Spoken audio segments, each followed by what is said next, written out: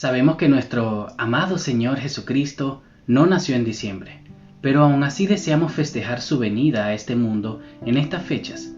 Es un tiempo donde podemos dar las gracias a Dios por sus infinitas bondades, pasar un tiempo muy lindo en familia y recordar el nacimiento del Hijo de Dios.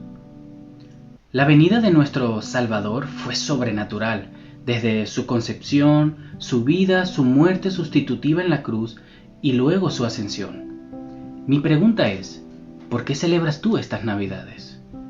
¿Qué es lo que ocurrió hace más de 2000 años atrás? ¿Son los regalos o la comida lo más importante en estas fechas? Sé que muchos de nosotros creemos que el Señor Jesús nació de una virgen y que vino a salvar al mundo de sus pecados, por medio de su vida, su muerte y su resurrección.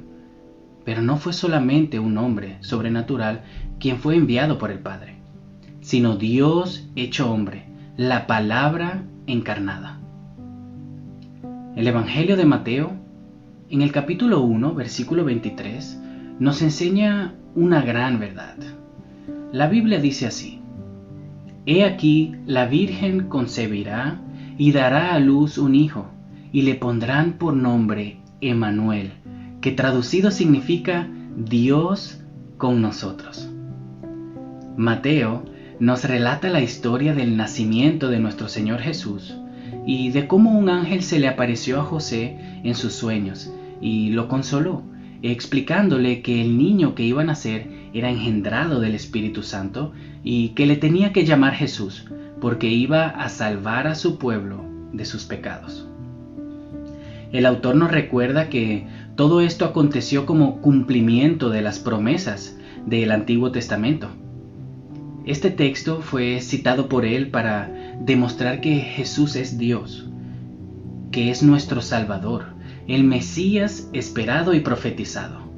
Es un texto también que aparece originalmente en el Antiguo Testamento, en el libro de Isaías, capítulo 7, versículos 14.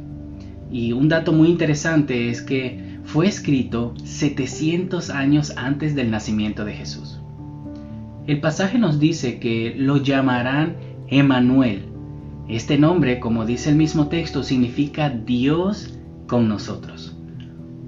Dios había habitado con su pueblo de varias maneras, por ejemplo, en el tabernáculo o en el templo de Jerusalén, pero nunca se dio a conocer, nunca se reveló de una manera tan perfecta como lo hizo en Jesús.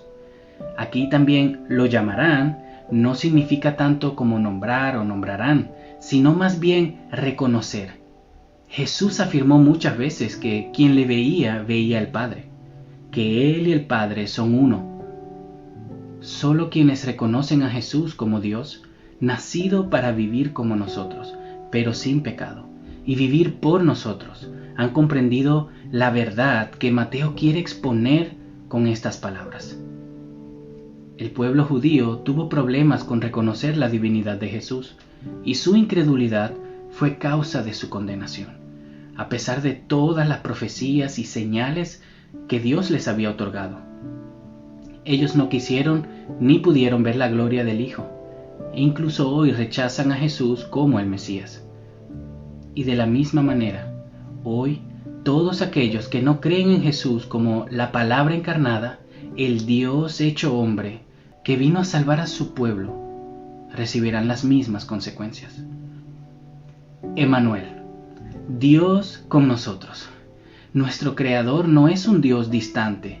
Él quiere relacionarse con nosotros, y para ello estuvo dispuesto a vivir una vida de hombre, e ir a la cruz y sacrificarse a sí mismo en nuestro lugar, resucitando al tercer día y venciendo la muerte y el pecado. Por favor, no rechaces este inmenso regalo. Recíbelo por medio de la fe. Arrepiéntete de tu vana manera de vivir y descansa en Él. Solo Él nos puede librar del pecado y satisfacernos. Nuevamente, ¿estás consciente de qué es lo que celebramos en estas fechas? No solo se trata de los regalos o las decoraciones, y todo esto es algo muy bonito, pero se trata de recordar, de celebrar que nuestro Dios nos regaló a su Hijo unigénito, para que todo aquel que crea en Él no se pierda, sino que tenga vida eterna. Es un tiempo donde agradecemos a Dios, no solo por el más grande regalo que nos ha dado, su Hijo, sino también las cosas que nos da en esta vida.